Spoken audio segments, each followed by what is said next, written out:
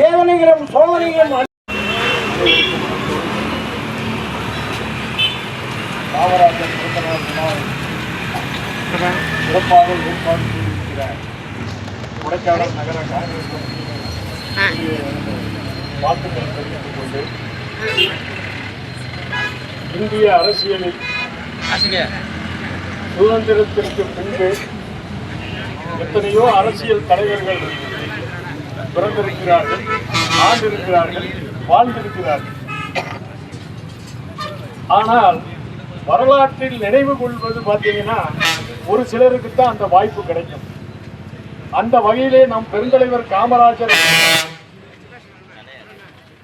நமது உலக வரைபட வரலாற்றிலேயே ஒரு போற்றத்தக்க கூடிய தலைவர்.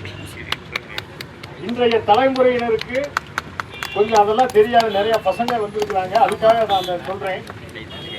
எங்கள் நகர தலைவர் அண்ணன் ராஜண்ணன் சொன்னது போல இன்னைக்கு இந்த அளவுக்கு தமிழ்நாடு உலக அரங்கில் கல்வியில் சிறந்து விளங்குதுன்னா அதுக்கு அடித்தளம் விட்டவர் நமது காமராஜர். அவர் நீங்க பசங்கள்லாம் தெரிஞ்சுக்கங்க, அவர் முதலமைச்சரா 9 ஆண்டுகள் பணியாற்றினார். 9 ஆண்டுகள் அவர் முதலமைச்சராக இருந்தார். அந்த 9 ஆண்டுகளில் ஏதோ ஒரு அரசியல் நிகழ்ச்சிக்காக காரில் போயிட்டு இருக்கார். ஒரு கிராமத்துல காலையில 11 மணிக்கு ஒரு பையன் மாடு மேய்ச்சிட்டு இருக்கான். அந்த பையனை கூப்பிட்டு, ஏப்பா பள்ளிக்கூடம் போகலையா, ஏன் இங்க மாடு மேய்ச்சிட்டு இருக்குன்னு கேட்கிறார்.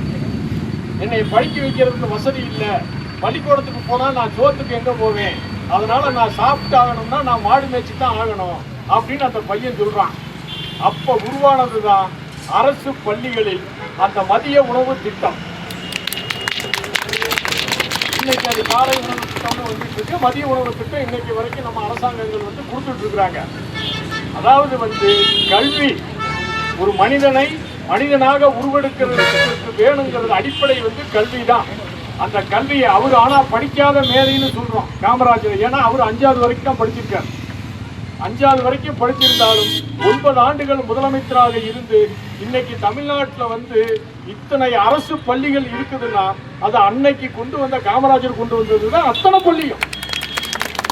அதுக்கப்புறம் இப்ப நம்ம குறைஞ்சிருக்கிறதே ஒழிய பள்ளிகள் கூடல.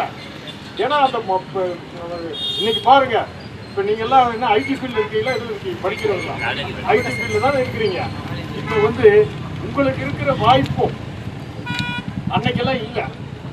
இன்னைக்கு மற்ற மாநிலங்களோடு நீங்க ஒப்பிடும் போது பாத்தீங்கன்னா தமிழ்நாட்டில் கல்விக்கான தரம் உயர்ந்திருக்கும். கல்வி கற்கக்கூடியவர்களுடைய சதவீதமும் அதிகம். அதே மாதிரி பார்த்தீங்கன்னா மருத்துவத்துறையாக இருக்கட்டும், தொழில்துறையாக இருக்கட்டும், அதே மாதிரி இந்த ஆட்டோமொபைல்ஸ் துறையாக இருக்கட்டும், எல்லாத்துலேயும் நம்மளால் தான் இப்போ சாதிக்கணும். இந்திய அளவில் நீங்கள் எடுத்துக்கங்க. அமெரிக்காவில் இன்னைக்கு பார்த்தீங்கன்னா எத்தனையோ பேர் ஐடி ஃபீல்டில் இருக்கிறதுல பெரும்பான்மையோ தமிழர் தான் சொல்கிறாங்க. அதுக்கு காரணம் அன்னைக்கு காமராஜர் அன்னைக்கு அடித்தளம் விட்ட அந்த கல்வி அமைப்பு தான். என்றென்றும் நம் சமுதாயம், நம் தமிழக மக்கள் காமராஜரை போற்றணும். எவ்வளவு ஒரு விழிப்புணர்வு ஏற்படுத்தி இன்னைக்கு இருக்கிற இங்கே நமக்கு இந்த அடிவாரத்தில் அந்த ஆலியார் டேமை அதை கொண்டு வந்தது அவர்கள் தான். கிருஷ்ணகிரி டேமை கட்டினது அவரு தான். பரம்பிக்குளம் டேமை கட்டினது அவரு தான். அமராவதி டேமை உடம்பப்பேட்டை ரோட்டில் அமராவதி டேமை கட்டினது அவரு தான். சுதந்திரத்திற்கு பின்பு ஒரு குண்டூசி கூட நம்மளால தயாரிக்க முடியாத ஒரு சூழ்நிலை. அப்ப தொழில்துறையும் விவசாயத்தையும் பெருக்கினாத்தான் நம்ம ஒரு வளமான தமிழகத்தை உருவாக்க முடியும்னு சொல்லி நேரு மகானும் காமராஜரும் இன்னைக்கு வித்துட்ட தொழில் தான். திருச்சியில் இருக்கிற பெல்லு பிஹெச்எல் தொழிற்சாலை இன்னைக்கு எத்தனை லட்சம் பேர் அங்கே வேலை பார்க்குறாங்க. அதை கொண்டு வந்தது அவரு தான். திருச்சியில் இருக்கிற துப்பாக்கி தொழிற்சாலை அவர் கொண்டு வந்தது தான். அந்த போட்டோ பிலிம் தொழிற்சாலை அவர் கொண்டு வந்தது தான். பாய்லர் தொழிற்சாலை அவர் கொண்டு வந்தது தான்.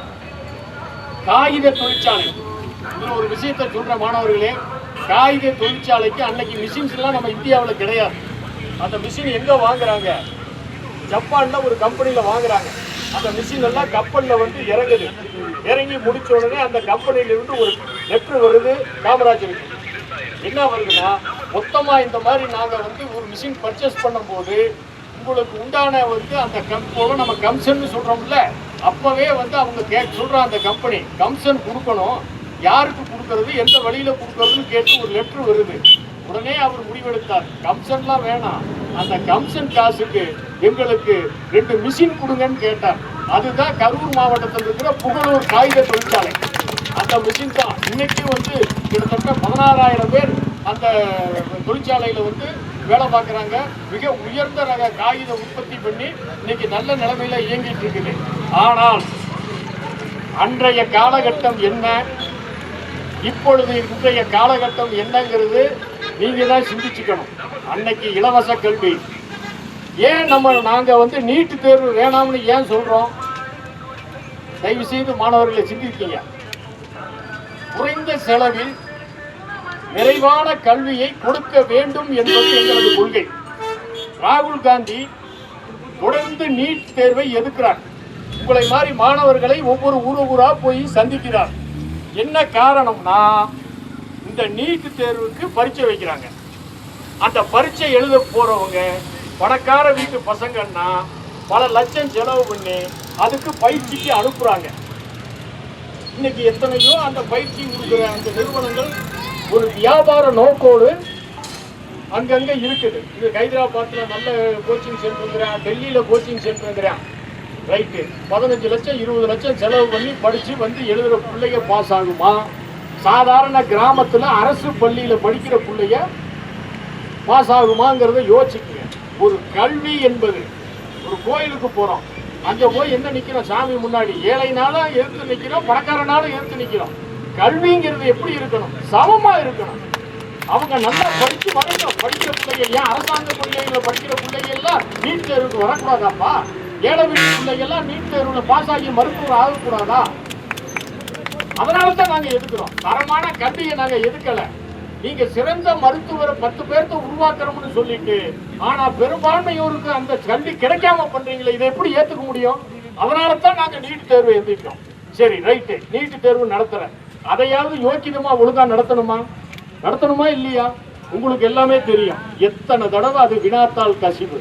5 லட்சம் ரூபாய்க்கு கொஸ்டின் பேப்பரை விற்கிறான். அந்த விற்கிறவன் யாருன்னா பிஜேபிக்காரன். நீங்க போலீஸ் விசாரிச்சு கண்டுபிடிக்கும் போது பாத்தீங்கன்னா, அப்ப பாவம் பிள்ளைங்க ஒரு வருஷம் வந்து உழைச்சு பணம் இல்லாத பிள்ளைங்க நேரா போய் பரீட்சை எழுதிட்டு ஃபெயில் ஆகிறது. 5 லட்சம் ரூபாய் கொடுத்து வாங்கி பாஸ் ஆகிற பிள்ளை டாக்டர் ஆகணும்னா, அப்ப இந்த திட்ட நடைமுறை என்ன நடைமுறை? இது வந்து நிறுத்தப்பட வேண்டியது. எத்தனை பிள்ளைங்க மன உளைச்சலுக்கு உள்ளாகுது. மாணவ செல்வங்கள், நாளைய இந்தியாவின் தலைமுறை வந்து மாணவர்கள் கையில தான் இருக்குது. அதுக்கு இன்னைக்கு தமிழ்நாட்டில் மலர்ந்திருக்கிற ஆட்சியே உதாரணம். 59 ஆண்டு கால திராவிட ஆட்சிக்கு முற்றுப்புள்ளி வைத்து இன்னைக்கு விஜய் தலைமையிலான தாவேக ஆட்சி, காங்கிரஸ் கட்சியினுடைய ஆதரவு, கம்யூனிஸ்ட் கட்சியினுடைய ஆதரவு, விடுதலை சிறுத்தைகளுடைய ஆதரவோடு இன்னைக்கு நடக்குதுன்னா, மக்களுடைய மாற்றம் இந்தியாவினுடைய வளர்ச்சியில் தமிழகத்தில் இருந்து தொடங்கி இருக்கிறது. அது உங்களுடைய மாணவர்கள் மூலியமா தான் தொடங்கி இருக்குது. அப்ப நீங்க என்ன பண்ணணும்னா, நீட் தேர்வை ஒழிக்கிறதுக்கு நீங்கள் எல்லாம் ராகுல் காந்தியினுடைய கல்வி இயக்கத்தில் இணைய வேண்டும், எதிர்த்து போராட வேண்டும். இப்ப சிபிசியில என்ன ஆகுது? எனக்கு அதிகமா படிச்சிருந்தப்ப நான் 12வது வரைக்கும் தான் படிச்சிருக்கிறேன். ஆனா இந்த சிபிஎஸ்இ எக்ஸாம்ல உங்க பேப்பர் எல்லாம் திருப்புறாங்க. இவ்வளவு நாளா வந்து அந்தந்த டீச்சர்ஸ் அங்கங்க அனுப்பிச்சு திருத்திட்டு இருந்தாங்க. இப்ப கம்ப்யூட்டர்ல திருத்துறான். 10% பேப்பர் திருத்தாமையே வந்துருச்சான். அவனோட வாழ்க்கை கேள்விக்குறியாகுதா இல்லையா? மத்திய அரசு, இந்த மோடி அரசாங்கம் எல்லாத்துலயும் கை வச்சான். நேரு மகன் வந்து உருவாக்கின அத்தனை பொதுத்துறை நிறுவனங்களையும் வித்து திங்கிறான். இந்திய நாட்டை வந்து அம்பானிக்கும் அதானிக்குமாக கொஞ்சம் கொஞ்சமாக கூறு போட்டு விற்கிறான். இதையெல்லாம் விட்டு இப்பொழுது உங்களுடைய அடிமடியிலையும் கை வைக்கிறான். மாணவ செல்வங்கள் விழிப்போடு இருக்க வேண்டும். இன்றைக்கு இந்த காமராஜர் பிறந்த நாள் விழாவிலே உங்களுக்கெல்லாம் ஒரு முக்கியமான செய்தியை சொல்வதற்காகத்தான் நாங்கள் இங்கே இந்த ஒரு நிகழ்ச்சியை உருவாக்கி இருக்கிறோம். காமராஜருடைய ஆட்சி என்பது, காமராஜருடைய அரசியல் வாழ்க்கை என்பது எளிமை. அவர் இறந்ததற்கு பின்னாடி அவர் வீட்டில் போய் பார்த்தா 9 ஆண்டு காலம் முதலமைச்சராக இருந்தவர், அகில இந்திய காங்கிரஸ் கட்சியின் காரியதரிசியாக இருந்தவர், பல முதலமைச்சர்களையும் 2 பிரதமர்களையும் உருவாக்கிய மா மனிதர் இந்த காமராஜர். அவர் இருக்கும்போது அவங்க வீட்டில் 4 வேட்டி, 3 சட்டை, அதுல 1 சட்டை கிழிஞ்ச சட்டை, 2 துண்டு, 31 ரூபா பணம், இவ்வளவுதான் இருந்துச்சு. எப்பேற்பட்ட மகான்னு பார்த்துக்குங்க. அப்போ அவர் எளிமையையும் நேர்மையையும் வலிமையாக கடைபிடித்து வாழ்ந்து இறந்தவர். அதனாலதான் இப்போ 59 ஆண்டு கால திராவிட ஆட்சி முடிந்து இப்பொழுது விஜய் தலைமையிலான தாவேக ஆட்சியில் முக்கிய கொள்கையாக லஞ்சம் இல்லாத ஆட்சி, ஊழல் இல்லாத ஆட்சி, இந்த ஆட்சியை அவர்கள் கையில் எடுத்திருக்கிறார்கள். அப்ப என்ன அர்த்தம்னா, காமராஜர் காலத்துக்கு பின்னாடி இப்பொழுது மீண்டும் ஒரு ஊழலற்ற ஆட்சி, காமராஜருடைய பொற்கால ஆட்சி அமைவதற்கு இன்னும் முழுசா நம்ம செய்யல, அமைவதற்கு முயற்சி எடுத்துக்கொண்டு இருக்கிறார்கள். ஆகவே அதை ஊக்குவிக்கும் விதமாக தமிழ்நாடு காங்கிரஸ் கமிட்டி லஞ்சம் தவிர் நெஞ்சம் நிமிர் என்ற இயக்கத்தை முன்னெடுத்து பல ஊர்களிலே நாங்கள் எங்கள் கட்சி சார்பாக சென்று இந்த நிகழ்விற்கு ஆதரவு கேட்டு பொதுமக்கள் மத்தியிலே ஒரு விழிப்புணர்வையும் ஏற்படுத்தி அதை செயல்பாட்டுக்கு கொண்டு வருவதற்காகத்தான் சமீபத்திலே கரூர் மாவட்டத்திற்கு வருகை புரிந்த தமிழக முதலமைச்சர் மாண்புமிகு விஜய் அவர்கள் அந்த கூட்டத்தில் பேசும் பொழுது கூட, யாரும் எந்த அரசு அலுவலகத்திலும் தயவு செய்து லஞ்சம் கொடுக்காதீங்க, லஞ்சம் கேட்டாங்கன்னா உடனே எங்களுக்கு தெரியப்படுத்துங்கன்னு சொல்லி சொல்றார். அப்ப நம்மளோட காமராஜர் ஆட்சி மீண்டும் இங்கே வளர இருக்கிறது. அதனுடைய தொடர்ச்சியாக நாமும் எந்த ஒரு திட்டமும் மக்களுக்காக கொண்டு வரப்படும். ஒரு அரசாங்கம் ஒரு திட்டம் கொண்டு வருதுன்னா அது மக்களுக்காக கொண்டு வர்றதுதான். ஆனால் மக்கள் ஒத்துழைத்தால் மட்டுமே அந்த திட்டத்தை வெற்றிகரமாக செயல்படுத்த முடியும். ஆகவே தமிழக காங்கிரஸ் கட்சி முன்னெடுத்திருக்கிற இந்த லஞ்சம் தவிர நெஞ்சம் நிமிர் இயக்கத்திற்கு நீங்கள் எல்லாம் ஆதரவு கொடுக்க வேண்டும் என்று அன்போடு கேட்டு, இந்த கொடைக்கானல் நகரிலே முதல் கையெழுத்தாக இந்த மாணவ செல்வங்கள் அதற்கு ஆதரித்து கையெழுத்து போடுமாறு அன்போடு கேட்டு, மீண்டும் ஒருமுறை சிறப்பாக ஏற்பாடு செய்திருக்கிற கொடைக்கானல் நகர காங்கிரஸ் கமிட்டிக்கு எனது வாழ்த்துக்களையும் நன்றிகளையும் தெரிவித்து விடைபெறுகிறேன். நன்றி, வணக்கம், ஜெய் ஹிந்த்.